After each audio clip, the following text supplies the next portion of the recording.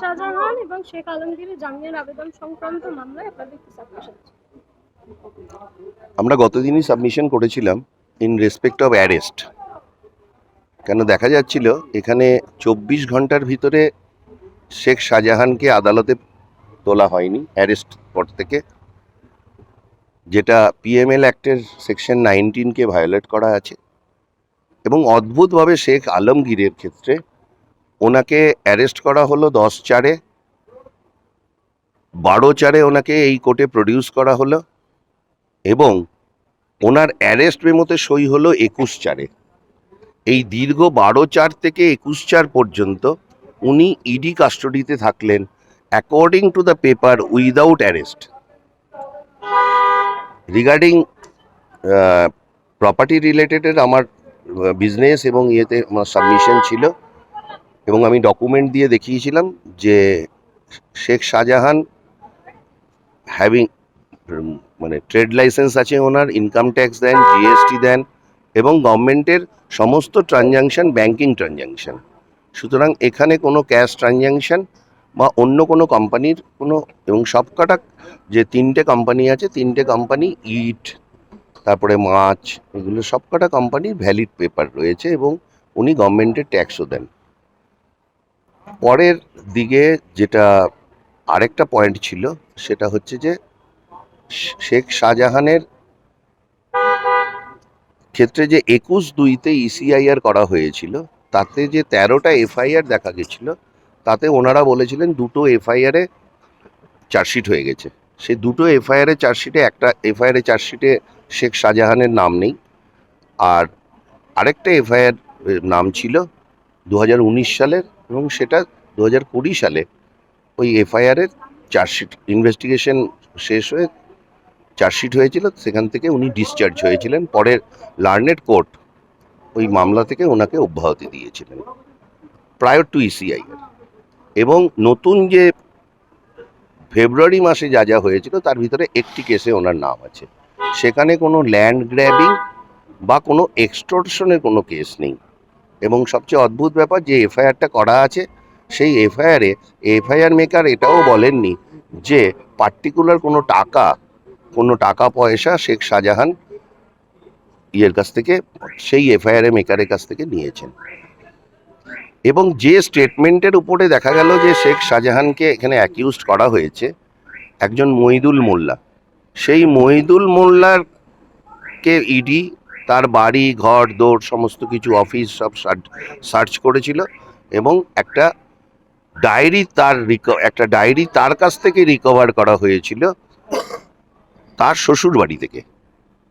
এই ডায়েরি সম্বন্ধে উনি একটা অ্যালিবি দিয়েছিলেন যে এই ডায়েরিটা শেখ শাহজাহানের, কিন্তু দেখা যাচ্ছে যে তারপরেও ইডি তার ব্যাংক স্টেটমেন্ট সিজ করেছিল এবং বিভিন্ন কোম্পানি সিজ করেছিল। এবং তাকে প্রভিশনাল অ্যাটাচমেন্ট, তার সমস্ত সম্পত্তি স্থাবর এবং অস্থাবর সম্পত্তিকে প্রভিশনাল অ্যাটাচমেন্ট করেছেন।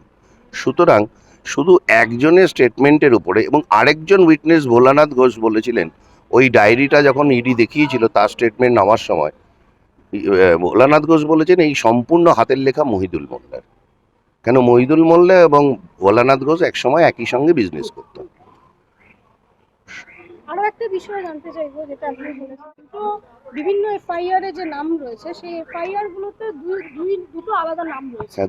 শেখ শাহজাহান ওখানে অনেকজনই আছেন, কিন্তু একজন মানুষকে চিহ্নিত করা হয় তার বাবার নাম এবং তার অ্যাড্রেস দেখে।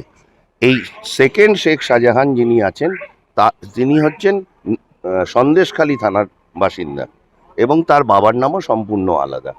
আর আমার মক্কেল যে শেখ শাহজাহান আছেন তিনি নেজার থানার অন্তর্গত থাকেন। সুতরাং দুটো থানা, দুটো বাবার নাম সম্পূর্ণ আলাদা। ইডি স্বীকার করে নিয়েছেন ওটা, যে শেখ শাহজাহান অনেকেই আছে এবং এই দুটো ব্যক্তি আলাদা ব্যক্তি। তাহলে সেক্ষেত্রে শেখ শাহজাহানের বিরুদ্ধে কটি এফআইআর? বর্তমানে একটি এফআইআর আছে যেটা ইসিআইআর এ আছে আউট অফ 13 এফআইআর। সেটা ইডি সাবমিশনে নিজেও স্বীকার করেছে। আর ইডি কি বললেন সাবমিশনে? আমার সাবমিশনে আরো ছিল যে শেখ শাহজাহান পঞ্চায়েতে নির্বাচিত ব্যক্তি, সুতরাং পঞ্চায়েতে নির্বাচিত ব্যক্তির ক্ষেত্রে ভারতীয় আইনের 197 ধারা লাগে। তার একটা চার্জ গঠন করার আগে তার স্যাংশন লাগে অ্যাপ্রোপ্রিয়েট অথরিটির কাছ থেকে। এই পার্টিকুলার ক্ষেত্রে ইডি কোনো অ্যাপ্লাইও করেনি এবং এই সম্বন্ধে সুপ্রিম কোর্টের একটি লেটেস্ট জাজমেন্ট আমি কোর্টকে দিয়েছিলাম। তাহলে অ্যারেস্ট হচ্ছে ইলিগাল, বিজনেস লিগ্যাল, কারোর ওনার বিরুদ্ধে কোনো ল্যান্ড গ্র্যাবিং বা এক্সটর্শনের অভিযোগ নেই, তাহলে একটি লোকের একটি ডায়েরির ভিত্তিতে উনি বর্তমানে কাস্টডিতে রয়েছেন।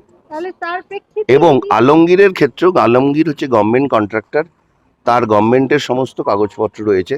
গভর্নমেন্ট কোনো সময় বলেননি যে আমরা যে পেমেন্টটা করেছি সেই পেমেন্টটা ইললিগালি করেছি বা আলমগীর কাজ করেনি বা আলমগীর সাবস্ট্যান্ডার্ড মাল দিয়ে কাজ করেছে। সরকারি তরফে কোনো অভিযোগ নেই। সরকারি তরফে কোনো অভিযোগ নেই। তারপরেও বিচারক কি বলছেন এই বিষয়ে? এবং সবচেয়ে বড় কথা যে এই দুজনকেই একজন লোকের স্টেটমেন্টে